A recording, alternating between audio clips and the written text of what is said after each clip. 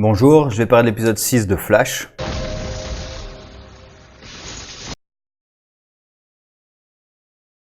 Épisode que j'ai pas trop apprécié, puisque l'intrigue principale, c'est une grosse parodie de James Bond, avec Ralph qui est encore à la recherche de Sue Dearborn, et il est accompagné par Barry, puisque Barry essaie encore de préparer l'équipe à sa disparition. Et le problème, c'est que du coup, c'est Ralph qui est mis en vedette, mais comment ils font ça? Ils font ça en rabaissant Barry.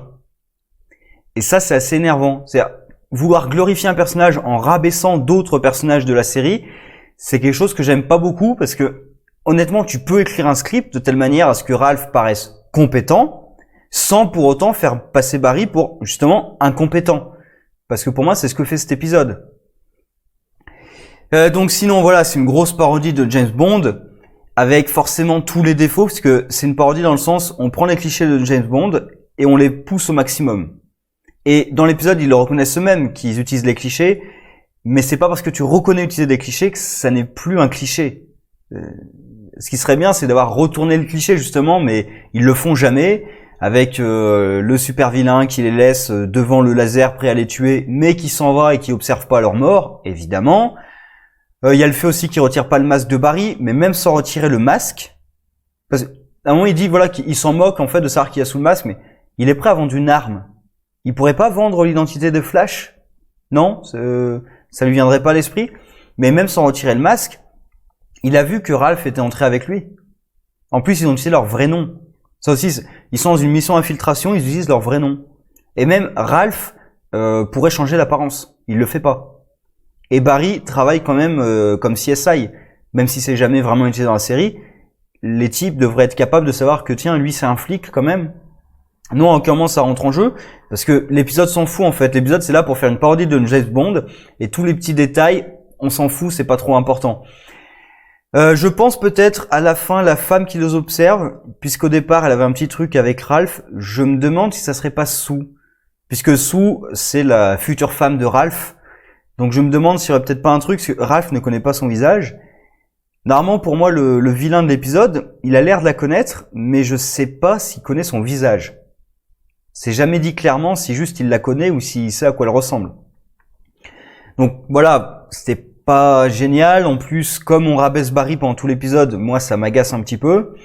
Et sinon, tout ce qu'il y a autour, il y a Cécile. Ça ne sert à rien. De toute façon, ce personnage... La série, pour moi, ne sait pas quoi faire avec ce personnage. En même temps, c'est un personnage qui est lié au système judiciaire, parce que avant procureur, maintenant avocate. Et la série n'utilise pas du tout le système judiciaire. Par exemple, le fait que Barry soit flic, c'est quasiment jamais utilisé.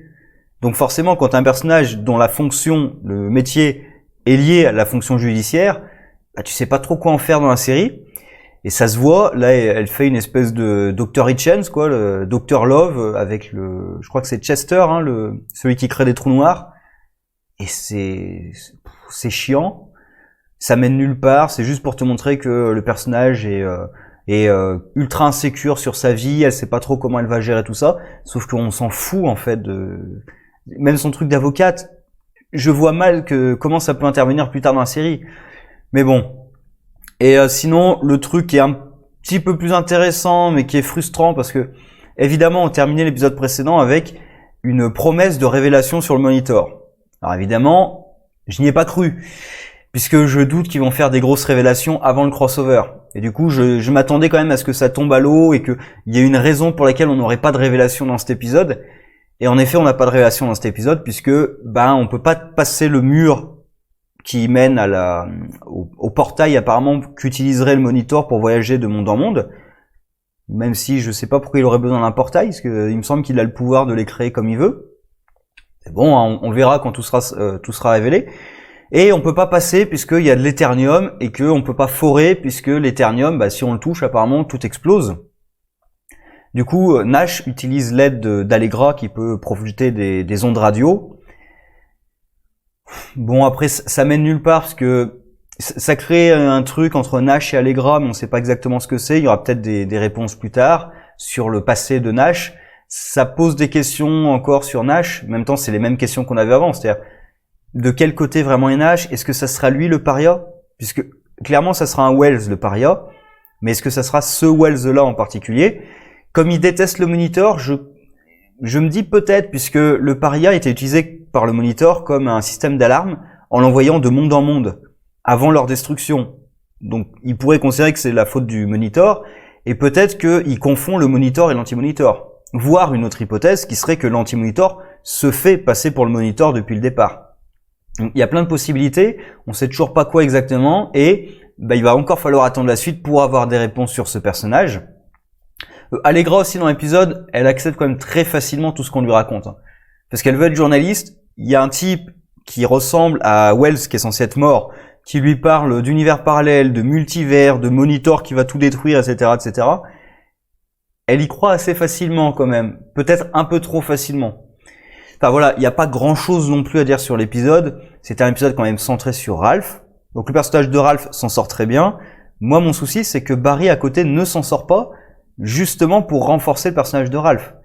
Parce que même Barry, l'épisode reproche à Barry d'utiliser ses pouvoirs presque. Même Ralph qui lui dit, mais là c'est que des humains, alors il n'y a pas besoin de pouvoir et tout. Pourquoi il n'y aurait pas besoin de pouvoir si c'est que des humains? Pourquoi pas? Je veux dire, Barry a déjà affronté justement du crime organisé avec ses pouvoirs, et Ralph aussi. Donc ce côté de on n'a pas besoin d'utiliser nos pouvoirs, Ralph justement, il faudrait qu'il utilise ses pouvoirs, pour changer d'apparence par exemple. Et pareil, la scène finale où c'est le côté James Bond parodique, du coup c'est que ça fait pas sens. Le mec vend le Ring of Fire, qui projette des missiles sur la ville, et là, première réaction, tu te dis, mais comment il a pu envoyer ce satellite dans l'espace? Et deuxième réaction, oui mais s'il tire avec le satellite, tout le monde va le détecter et l'armée va l'abattre. Donc pourquoi quelqu'un l'achèterait ton truc? Mais voilà, si tu commences à essayer de faire sens de ce qui se passe, rien ne fait sens dans cet épisode. C'est un peu ça le souci. Et même Flash, s'il utilise ses pouvoirs vraiment, il pourra arrêter tous les types qui sont dans la salle. Parce qu'ils ont tous tenté d'acheter une arme de guerre. Donc tu devrais pouvoir tous les arrêter avec les pouvoirs de Flash. Ou même le type qui met des détecteurs à méta-humain, mais pas d'inhibiteurs à méta-humain. Enfin voilà, il y a plein de trucs. Et par exemple, c'est Barry qui déclenche l'alarme pour bien montrer que c'est lui qui est incompétent, et sans lui, Ralph aurait réussi davantage. C'est un petit peu pénible. Sur ce, au revoir.